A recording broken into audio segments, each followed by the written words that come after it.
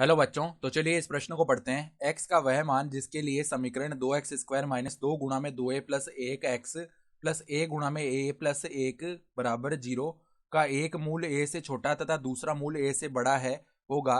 तो यहाँ पर देखो, हमें चारों विकल्पों में से सही विकल्प का चयन करना है। ठीक है, तो प्रश्न में आगे बढ़ने से पहले इस प्रश्न से संबंधित जो मुख्य उदाहरण है उसकी हम चर्चा कर लेते हैं। ठीक है, तो देखो, यदि यदि के समीकरण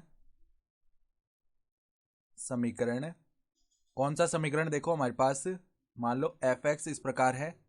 एफ एक्स इस प्रकार का समीकरण है, ए एक्स स्क्वायर प्लस में बी एक्स प्लस सी बराबर 0 के दोनों मूलों के मध्य हो। तो यहां पर देखो, ये जो द्विघातीय समीकरण है ना, इसके दो मूल आ रहे होंगे। उन दोनों मूलों के मध्य अगर के हो तो उसकी स्थिति क्या होती है, के गुणा में एफ के।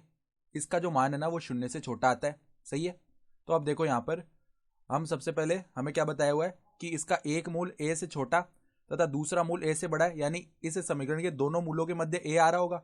तो हमारी जो स्थिति है वो क्या हो जाएगी, ए एफ ए, उसका मान 0 से छोटा करना है हमें। ठीक है, तो पहले देखो हम क्या कर लेते हैं, यहाँ पर जो समीकरण है उसमें क्या रख देते हैं, ए रख देते हैं, यानी इस बहुपद के अंदर। ठीक है, तो ए तो गुणा में है और यहाँ पर क्या आ जाएगा, देखो 2a² माइनस में 2 गुणा में 2a प्लस 1 गुणा में a आ जाएगा। तो यहाँ पे 2a लिख लेते हैं आगे भी। ठीक है, फिर देखो प्लस में a गुणा में a प्लस 1 है, इसको हमें 0 के छोटा कर देना है। ठीक है, तो अब देखो a आ गया और यहाँ पर 2a² माइनस में अंदर क्या बनेगा, 4a² माइनस में 2a प्लस में आ जाएगा a² प्लस में आ जाएगा a, और ये किससे छोटा है, 0 से।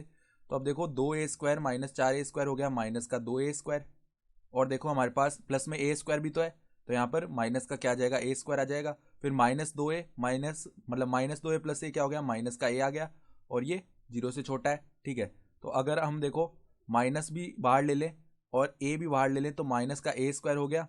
ठीक है, और अंदर हमारे पास क्या बन जाएगा, देखो हमने क्या कर लिया है, यहाँ पर तो a बच जाएगा केवल। ठीक है, और यहाँ पर प्लस में क्या आ जाएगा, 1 आ जाएगा। ये किससे छोटा, 0 से, यानी कि माइनस से गुणा कर ले दोनों तरफ, तो a² गुणा में a प्लस 1, ये यहाँ पे देखो समीकरण का चिन्ह परिवर्तित हो जाएगा, तो ये 0 से बड़ा हो गया। सही है, तो यहाँ पे देखो क्या हो सकता है कि एक तो यहाँ पे क्या हल आ जाए, अगर हम हल देखेंगे ना, तो a का मान 0, a का मान -1, ये तो मूल बनेंगे। अब हम संख्या रेखा पर देखें ना तो किस प्रकार से लिख सकते हैं, देखो इसे, एक तो a आ गया 0 और यहाँ पर एक हल आएगा माइनस का 1। ठीक है, तो यहाँ पे प्लस का चिन्ह लेना है, यहाँ पे माइनस का और यहाँ पे प्लस का। अब देखो बड़ा वाला चिन्ह है असमिका के लिए, यानी ए का अगर हम हल देखेंगे ना तो ए कहाँ से कहाँ तक हो सकता है, देखो ए 0 से बड़ा भी हो सकता है और ए -1 से छोटा भी हो सकता है। ठीक है, तो अगर हम विकल्प देखें ना तो जो विकल्प डी है वो सही विकल्प हो जाएगा। ठीक है, तो आशा करता हूँ कि आपको ये प्रश्न समझ में आया होगा। धन्यवाद।